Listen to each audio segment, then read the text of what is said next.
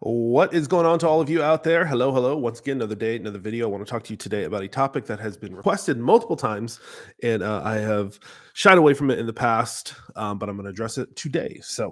I want to talk about the whole topic around gays, LGBTQ, whatever you want to call that, and Christian church and going to heaven. Um, the first thing I want to say is I don't like how in society there is a certain sect of people, not LGBTQ necessarily, but there's a certain sect of people who are victims about everything. So everything is about victimhood. Okay, I think that only hurts people who are real victims. There are actual victims out there. Okay, a victim is somebody who is hopeless. If you look at it by definition, is somebody who's truly hopeless. These people do exist. They're people who are taken advantage of, and the fact that every Joe Schmo out there now can become a victim by all these new political things going on, that only takes away dramatically from the people who are real victims. It's kind of like that whole old saying, like, don't, never cry wolf, right? It's like if you say, if my kids are like, daddy, and I run through there and they're like playing with a toy, I'm like, what are you doing? Daddy, and I run over there and play with a toy, and then like, daddy, and they're actually like getting bit by something, but I'm just like, oh, they're probably playing with a toy, right? So I think that that has muddied the waters a lot, and I think that the more that the kind of woke movement has moved around the world, in the country a lot, I think that if you really look at it, it has eaten itself, right? It is taken people who are victims and marginalized them, and then made every Joe Schmo out there, like every homosexual, every whatever, must be a victim, and the reality is, I have a lot of gay friends, family. I've had trans employees. My neighbors, they used to be gay, and I was friends with them. I've had gay landlords, I've had gay whatever, and I've had So I would almost say landlord is almost like a business partner right here in a contract with them, and so I just want to say that even though I have a firm belief in the Bible about what the Bible says about this topic, I think that um, in a large part, because it's become a political issue, it's we've really kind of missed the point on really focusing on the segment of people that are being marginalized, and then making it a political issue. Anyway, here's what I want to say. Okay, I want to be super clear.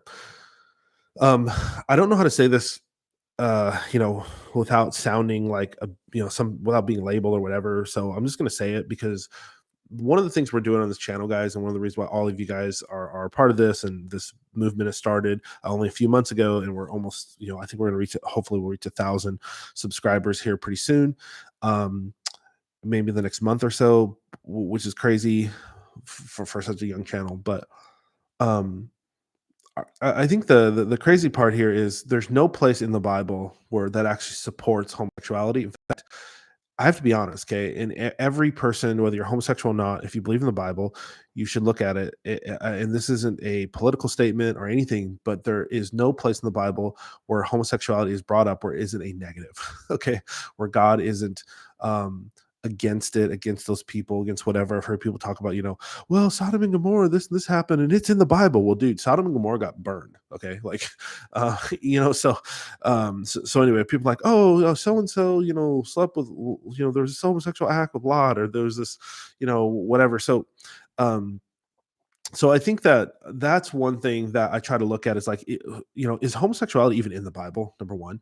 Number two, is there a macro theme, and is homosexuality some type of macro thing, or is it a minor? I would say that it's like in the in between, where it's not all over the place, but it is clear what the Bible says about it. So I think that that should be really taken into consideration. That yeah, um, it may not be. It's not like the words like faith or understanding or wisdom or love or that kind of thing. So I think when you look at the Bible and you look at like faith, love, loving your neighbor, those kind of things, I think that homosexuality is a sub underneath that. Like, so what I want to say is, if you're a Christian, it is more important and more biblical to live in love than to live trying to sort out who's homosexual and who's not, and what's going to happen to them, and all those kind of things, because you could do that with any thing wrong. Like, everybody has things wrong with them, right?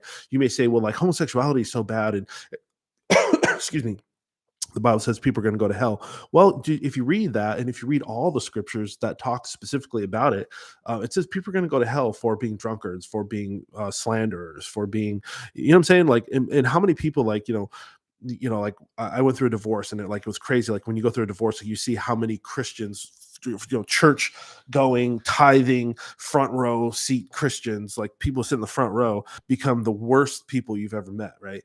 And and so it's like, yeah, but so how does God judge that person versus something else? And somebody might go, well, that person did it once, but like, a homosexuality person is doing it as a lifestyle. Okay, let me just be honest with you. Okay, if you think for an instant that the person who's a slanderer is doing it just once, trust me, that person almost all the time is doing it as a lifestyle too. Okay, I don't think there's any biblical delineation between, homosexuality being so much more worse than all these other sins.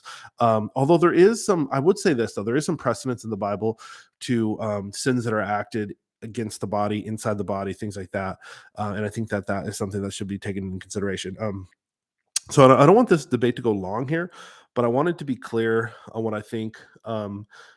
And I want to say this: I don't ever try to fix people.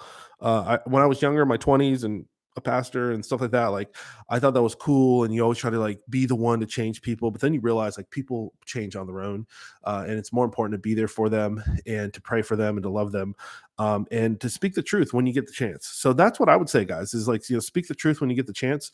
If you're out there and you're watching, you're homosexual, it is what it is. Think about what I said. Or yeah, I mean, think about what I said, but make your own decisions and follow God, as best you can, just like anything else, just like a drunkard or anything else. So anyway, guys, make this one short today. Thanks so much for hanging out, and I love you guys, and I will talk to you soon. Talk to you on the next one. See you tomorrow.